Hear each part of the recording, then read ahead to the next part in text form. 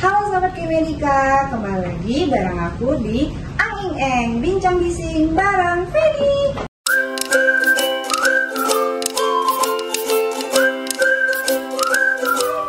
Bintang tamu kita kali ini ada Ibu Mei lagi nih. Sepertinya Ibu Mei ini bintang tamu favorit kita karena dengan Ibu Mei itu banyak banget topik pembahasan yang bisa kita bahas, Bu.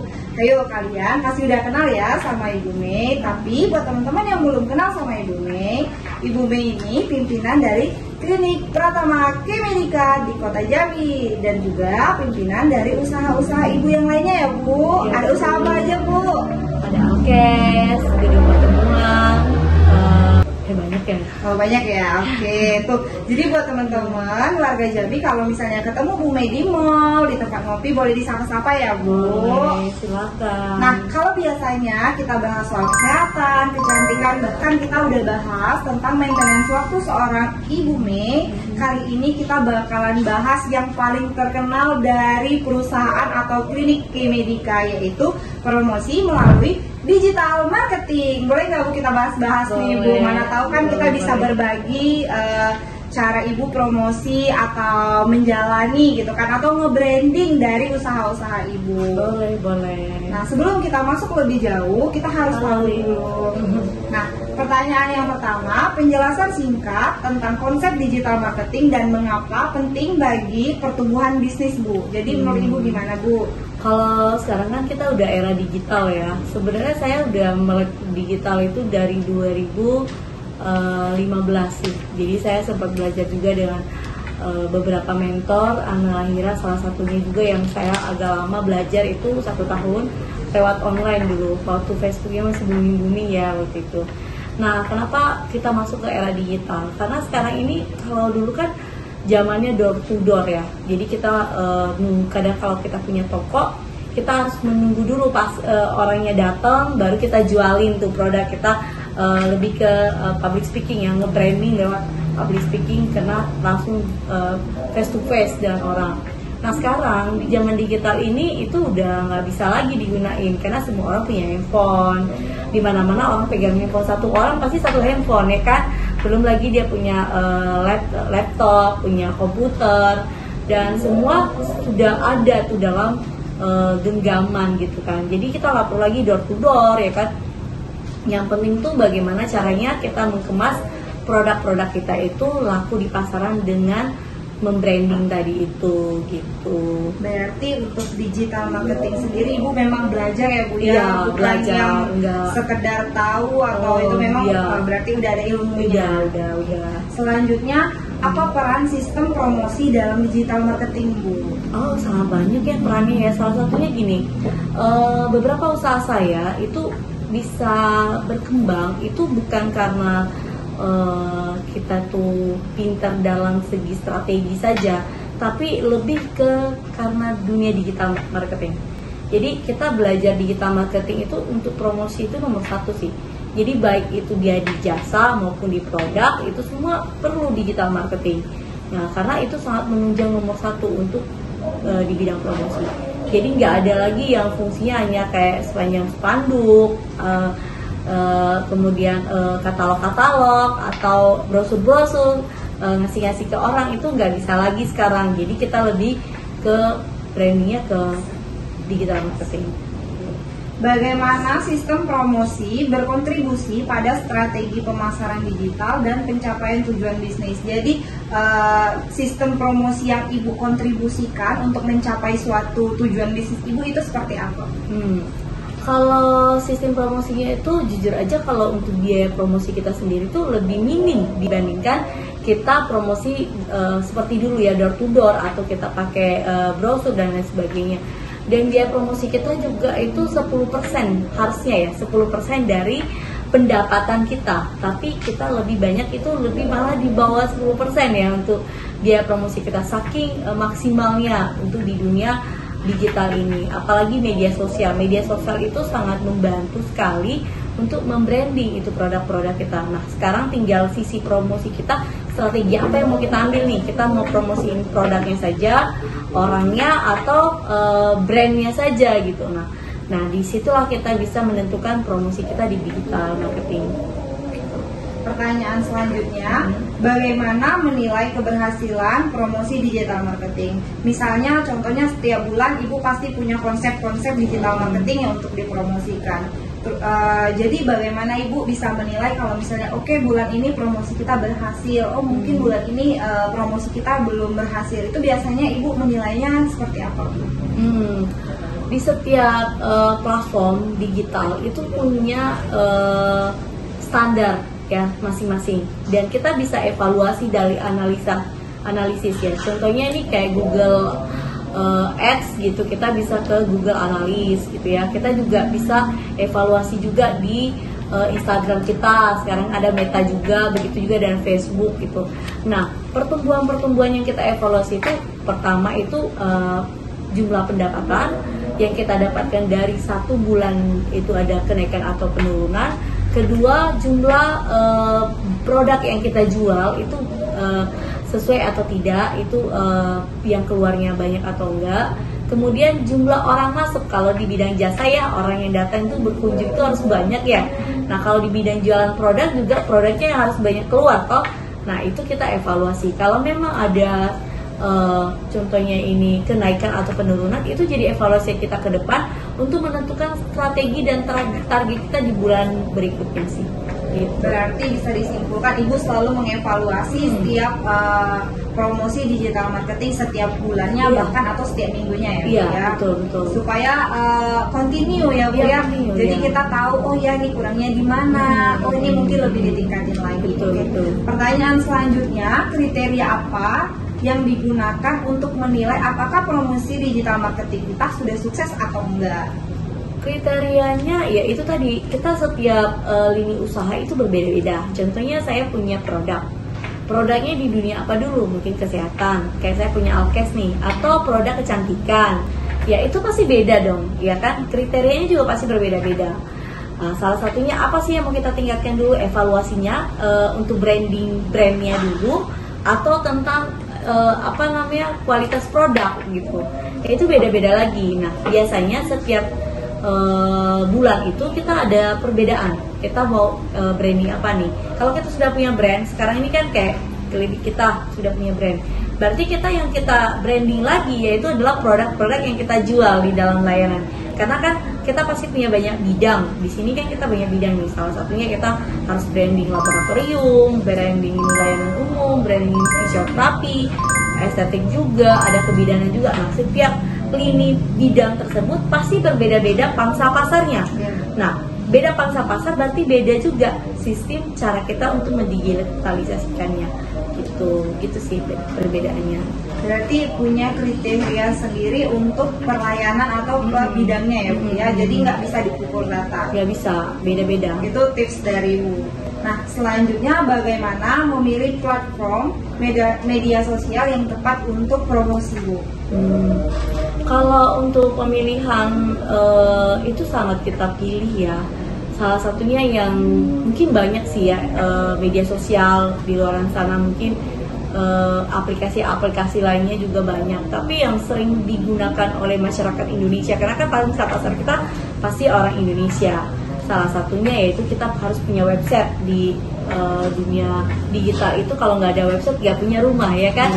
Jadi ada orang tuju nih kemana rumah kita gitu ya. Jadi kita harus punya website. Kedua, kita juga harus punya YouTube untuk edukasi ya kan. Ketiga, untuk informasi juga. Nah, kemudian yang paling banyak orang lihat di media sosial adalah Instagram, Facebook, sama TikTok sekarang yang lagi naik. Nah, yang lainnya itu mungkin ada tapi cuma selingan. Tapi yang kita seriuskan yaitu yang mana orang sering berkunjung. Dan kita juga harus punya marketplace. Untuk apa marketplace-nya? Untuk menjual promo-promo kita, mungkin voucher-voucher kita atau produk kita gitu. Nah, di situ juga kita harus mengikuti setiap strategi di setiap platform beda-beda gitu. Seperti Instagram, Facebook itu berbeda dan TikTok. Begitu juga dengan marketplace pasti berbeda. Walaupun dia marketplace-nya sama, tapi pasti berbeda cara penanganannya. Jadi harus ada spesialisasinya gitu. Jadi bisa disimpulkan untuk klinik Ibu sendiri atau usaha Ibu itu udah garis besarnya udah mencakup ada website, YouTube, Instagram, Facebook, TikTok, bahkan di marketplace juga ada.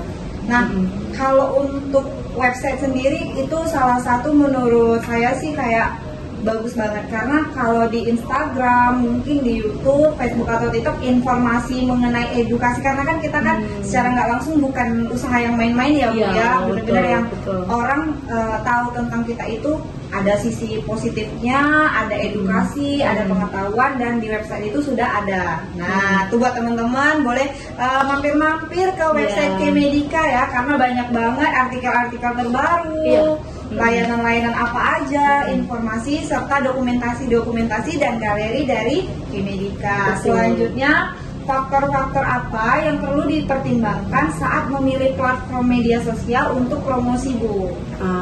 Salah satunya itu yang kita lihat sih, untuk faktor-faktornya, pertama memang orang suka pakai kayak WhatsApp ya kan, banyak yang pakai, udah itu Instagram banyak dipakai juga, Facebook juga, bahkan juga TikTok sekarang ya, semua orang pasti punya TikTok, punya Instagram, punya Facebook gitu ya. Jadi itu kita harus memilih dari orang yang suka dulu.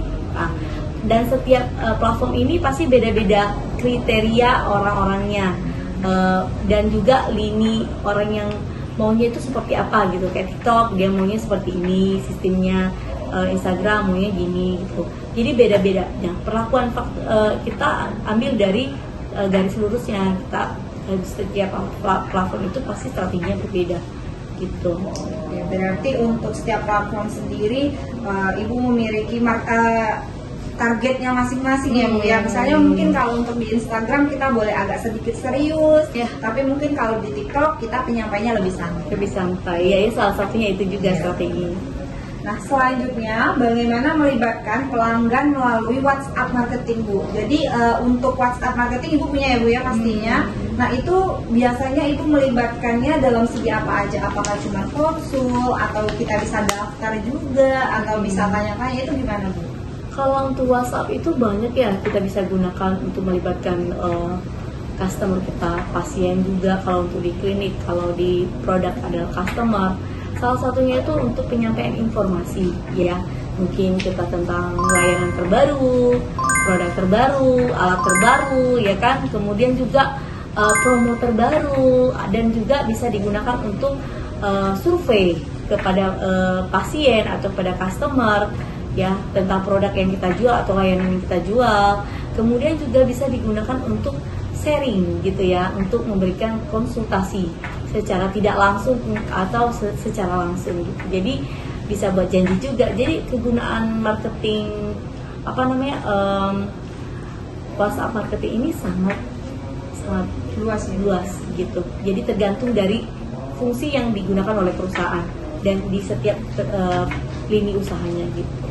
Berarti kalau untuk WhatsApp sendiri itu selalu digunakan untuk salah satunya survei. Berarti di K-Medica pasiennya itu walaupun misalnya ya Bu ya ada pasien stroke misal, terus udah sembuh, itu bakalan ada evaluasi lanjutan? Oh ada, kita ada evaluasi. Jadi setiap pasien-pasien yang masuk di sini tetap kita kontroli, evaluasi, dan mungkin tim kita juga akan turun ke lapangan, cek kondisinya di rumah, bagaimana situasi dia gitu.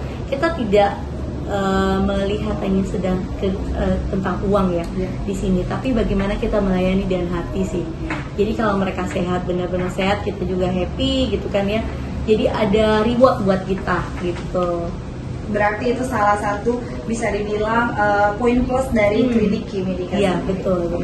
Selanjutnya, strategi apa yang efektif untuk melibatkan pelanggan melalui WhatsApp marketing, Bu? Jadi apakah mungkin Ibu di WhatsApp sendiri sering digunakan untuk share kegiatan pasien atau gimana? Atau misalnya kita juga kasih link-link, misalnya oh kita lagi ada promo nih di Instagram, kita kasih linknya, itu sampai batas mana, Bu? Sebenarnya strategi untuk WhatsApp marketing ini sih seperti yang saya sudah sampaikan tadi, fungsinya banyak ya kan. Tapi kalau untuk lebih pendekatan kepada pasien, lebih banyak sih untuk konsultasi juga gitu ya. Dia mungkin sudah masuk ke sini, pasti kita dapat nomor dia karena dia sudah menjadi pasien kita. Nah, kita sebagai tim dari klinik ini, kalau untuk di klinik ya, kita akan melakukan evaluasi ulang. Apakah dia, apa yang dia rasakan, bagaimana kondisi dia gitu ya. bagaimana situasi di sana, ya kan, apa yang jadi keluhan dia, apakah dia nyaman atau tidak, itu juga akan kita pertanyakan.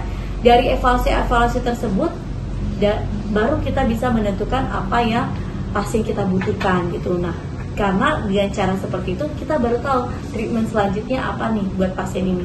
Karena setiap pasien itu pasti beda-beda untuk treatmentnya. Itu yang saya sudah anjurkan juga kepada dokter-dokter kita ya. Jadi mau dia yang apa saja itu perlu untuk dilakukan treatment seperti itu gitu.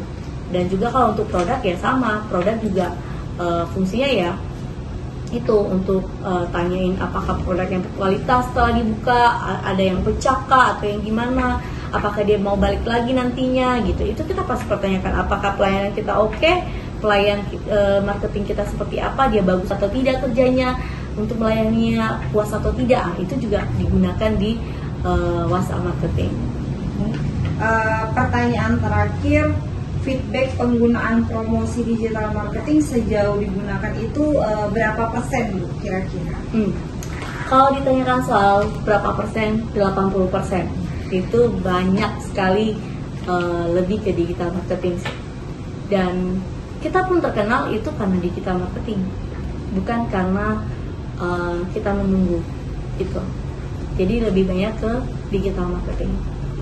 Berarti secara nggak langsung brand image perusahaan ibu atau klinik ibu itu bisa dibilang digitalisasi banget ya Bu ya. Bukan hanya klinik saja, tapi semua, baik itu PT Yomi, ya kan, baik itu K-Medica, baik itu Klik Medica, juga baik itu Keko Medica Alkes, maupun juga Pligrasia, bahkan sampai ke event organizer kita juga, semua itu bisa terkenal ya karena digital marketing gitu. Untuk topik pembicaraan kita hari ini itu menurut saya sendiri sangat membuat para anak muda jadi melek ya Bu ya, melek digitalisasi. Nah, buat teman-teman di luar sana mungkin yang baru mau buka usaha, yang lagi mengerjakan usaha tapi mungkin stuck ya Bu ya, bingung mau apa lagi, bisa dicoba promosi melalui digital marketing. Itu banyak tips banget dari Ibu Mei, terus juga penjelasan sejauh apa promosi digital marketing yang udah dijalankan sama Ibu Mei sendiri. Makasih ya Bu ya untuk waktunya lagi kali ini. Ada pesan-pesan nggak Bu buat teman-teman di luar sana yang mungkin baru buka usaha atau baru mau ada rencana nih Bu, promosi digital marketingnya gimana Bu? Boleh disampaikan Bu? Boleh. Banyak orang tidak berani masuk ke dunia digital, salah satunya karena malu untuk tampil. Saya juga dulu sama seperti kalian semua, saya malu gitu ya untuk menunjukkan diri. Tapi kata orang, kalau kita tidak terlihat, maka semua kan tidak terlihat. Orang nggak akan tahu tentang kita kalau kita tidak terlihat. Jadi coba dulu ya, dan kemudian pelajari lebih banyak lagi sehingga Anda menjadi senang. Setelah senang pasti semuanya akan menjadi biasa saja. Jadi lebih terbiasa gitu. Makasih ya Bu, aduh bangga banget quotesnya. Kita boleh ucapin slogan kita Bu, K-Medica sehat selalu bersama kami. Bye bye.